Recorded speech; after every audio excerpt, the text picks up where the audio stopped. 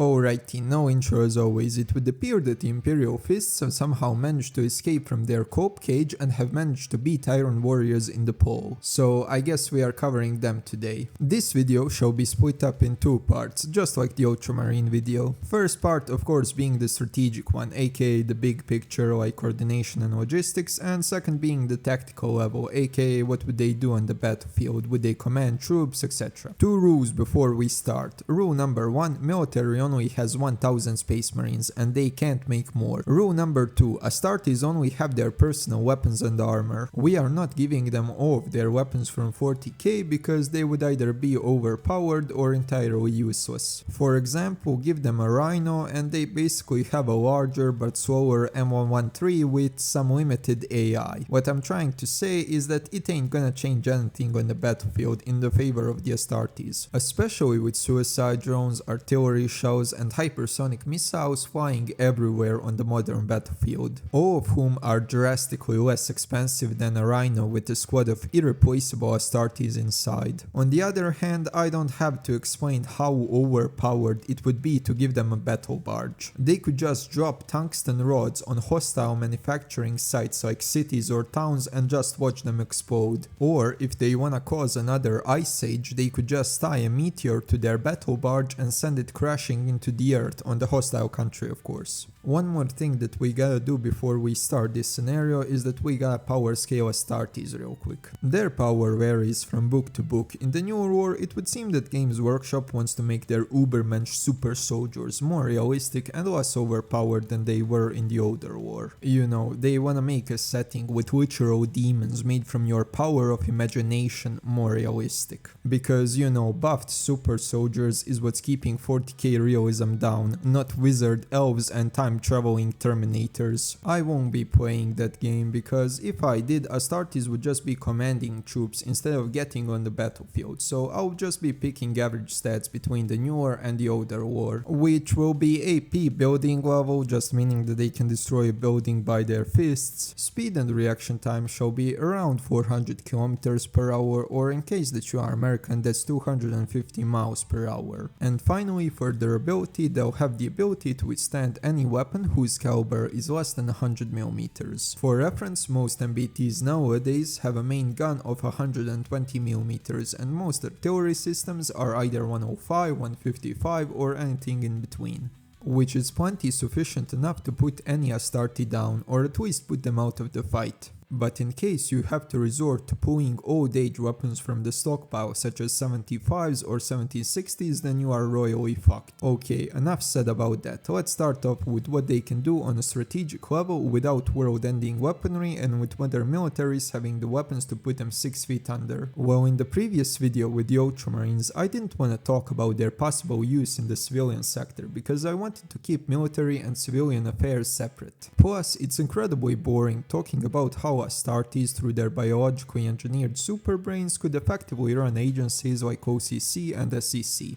That they could easily run through thousands of documents and smell bullshit, easily stopping fraudulent activities and limiting the risk of bank collapses and market crashes such as the one in the 2008. That they could strictly enforce the law through the use of their expert skills at being prosecutors in court, making sure that even minor financial infractions get punished with severe jail time instead of slap on the wrist and promise to not do it again. But when we are talking about Imperial fists, then there's no going around the fact that their way of war heavily focuses on the attrition and large-scale infrastructure and military projects, both on the front lines for concealment and protection of the troops, as well as in the rear areas in order to have good enough lines of supply to fuel constant need of artillery, ammo, food, water, personnel, etc. that such a way of war requires. Okay, now let's actually start talking about what they can do on strategic level. We shall start off first with the civilian sector. As we mentioned a minute ago, they would be experts and running financial and regulatory agencies, being able to minimize or straight up avoid any bank collapses or market crashes. They could also minimize number of people that you would need to hire to run an agency efficiently. Again, Astartes are supposed to be super geniuses. I know that sometimes they don't appear as such in the lore, but that's because a character is only as smart as the writer. Anyway, the reason they would be able to minimize the number of people that you would need would be through doing the job of tens of thousands of people themselves. Let's say say that it takes a normal human being an entire working day to audit a single 150-page document. That same task a space marine can accomplish in a couple of seconds, and unlike normal humans, Astartes don't have to sleep and relax. They won't go to the pubs to drink with their mates. Okay, maybe the space wolves will, but not Imperial fists. They are built like a wall, and they also probably have the same personality as one.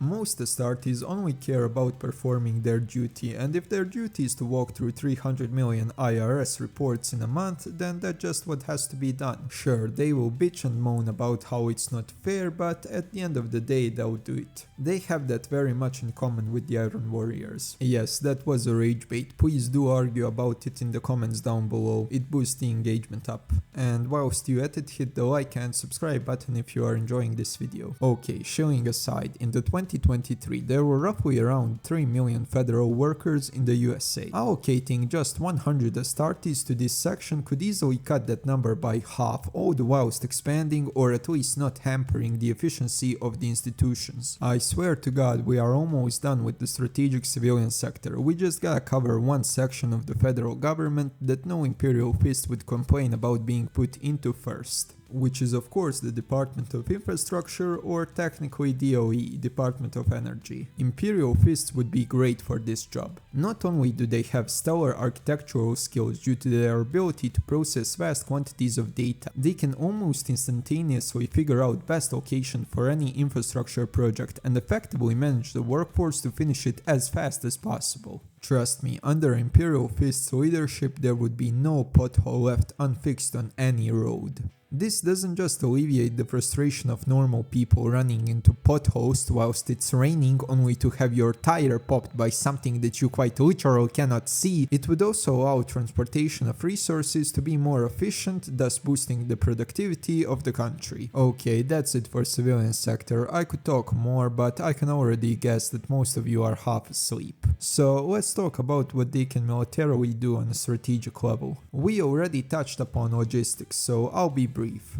They can create expert roads, or better yet tunnels, for easy resupply of troops, extraction of wounded, or concealed reinforcements of units for either an unexpected attack or just as reinforcements to cancel out the attrition that the unit suffered. Next up are coordination and chain of command. I already explained these in my previous video about the Ultramarines, so I'll be brief on this one as well. Through the use of Astartes as commanders, they could expedite the approval process required for precision strikes, they could better coordinate air, sea and naval assets to support one another, they could minimize friendly fire incidents, especially aerial ones, those seem to be quite common on modern battlefields such as Ukraine. Basically place them at any level of chain of command and you'll see it improve, although you only have 1000 Astartes, so best to not designate them too low down, otherwise you might start seeing some diminishing returns. Okay, we are done with talking about the strategic level. I could add more, but this script is turning out to be a long one, so best to keep the rest for other chapters. Let's finally cover the tactical level of how would they fight. Unlike Ultramarines that can basically adopt any fighting style, be it insurgency, maneuver warfare, attrition warfare, etc., Imperial fists have one way of waging war and that's it, so it's a very good thing that they are very bloody good at it. If the Imperial fists were in command of modern militaries, their doctrine would be as such. Have 3 tiers of troops based upon their level of training and equipment. Those being reservists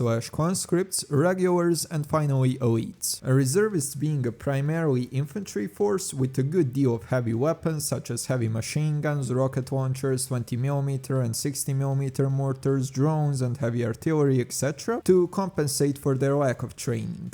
They are supposed to dig in, create foxholes, connect those foxholes via trench lines, then make sure that their trench line is in zigzag pattern as to not allow enemy to have a clear shooting gallery should they ever be able to break in, then create 3 more fallback lines in the back connected via communication trenches. Once that's done, they should either set cover via sandbags or concealment via nets over the trench as to not allow drones easy recon or suicide drone attacks. They should also set cover facing the the enemy in the form of sandbags, and if possible, depending on the resource availability, set cameras for surveillance and some form of anti-thermal material covering the firing holes in the sandbags, as to make the enemy sniper's job that much more difficult. After that, they should set up anti-drone jammers against, of course, the enemy drones, and establish their own drone teams with long-range antennas if possible, again depending on the equipment availability. I'm sure that there are more things that you could set up to drastically improve your odds of survival, but you know, I ain't reading a dozen more articles to find them out. I have already been procrastinating on writing this script long enough. I have no doubt that Imperial fists would find and implement them alongside constructing better pillboxes and probably even building extremely impressive and most optimal prefabricated bunkers that you can just build in a factory and ship via train, road or water to its desirable destination and then just plop it on the ground. Moving on from the conscripts, better trained regulars would be a mechanized/armored force operating behind friendly lines there to stop any enemy breakthrough, as well as being the ones equipped with both long-range UAVs as well as short-range kamikaze drones, in order to provide both surveillance as well as limited harassing campaign targeting enemy vehicles and infrastructure via those drones. These regular forces being the size of a brigade or a division, probably being commanded by a singular Imperial fist, which of course would allow them to be more coordinated and be better at judging if the enemy attack is a diversionary one or an actual assault. If you're wondering why Imperial fists wouldn't command any smaller formations like the Ultramarines, well, they aren't really known for commanding normal human soldiers. We clearly see that in war, Ultramarine successors like the Astral Claws like to command mortal units and don't consider it shameful in any way, whereas we don't really see that in the successors of the Imperial fists. For example, Black Templars that were defending Hell's Reach preferred to fight as one unit, basically using themselves as a quasi-fire brigade, stopping Gort breakthroughs instead of dispersing themselves amongst guard regiments and commanding them. Same would apply if they were in the real militaries. They would likely stick together to be a breakthrough force, being supported by last tier of infantry, the elites. The elite infantry that would be fighting with the Astartes would be fully mechanized with armor, of course, aka tanks, whilst also being fully motorized when it comes to logistics. They would be provided with most modern equipment, as to be able to keep up with the Astartes, meaning that every single soldier would have body armor, night vision, thermals, secured radios, drone jammers, fiber optic and regular drones, etc. Elite formations would also have their own SPA and SPAA, both of course being top-notch.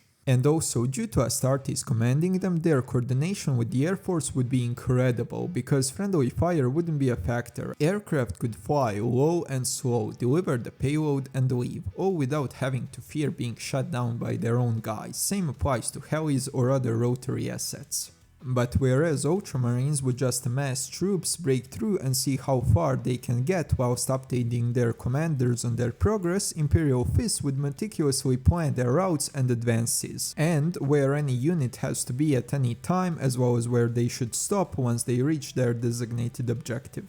Now, of course, this type of command severely limits the autonomy of the ally formations. If they see a routing enemy force that they can easily destroy before they can manage to regroup, or if they see an undefended town or strategically important site that they can easily take, they are not gonna do that, which can be a pain in the ass later on should the enemy ever decide to reinforce the town, or should the enemy force regroup and form a defensive line further away on a more defensible position, like let's say a hill. But of course, this style of warfare where you handicap your officers' independent decision making is easier on the command and control side, because you ain't gonna lose the track of where the fuck your units are and what the fuck are they doing. So in short, Imperial fists would improve economy and infrastructure of a country to boost its resource extraction and manufacturing capabilities, in order to allow themselves to wage an attritionary way of war where lower trained reservists and conscripts are manning well engineered and easily defensible trench lines and bunkers, whilst being supported by ludicrous amounts of heavy artillery, machine gun nests, mortars and of course drones. Should the enemy ever break through the well fortified front line, it is the job of the mechanized and armored provide units of the soldiers with regular training to stop them and push them back. The job of Imperial Fists would be as a breakthrough force being supported by elite elements of the regular soldiers using the most modern and effective equipment with of course the best training. All the whilst being mechanized in order to be able to keep up with the Imperial Fists, as well as having armor, SPA and SPAA elements in support of the main thrust. Okay, that would be it. If you like this video, smash like and subscribe, and I'll see you all in the next one. Till then, goodbye.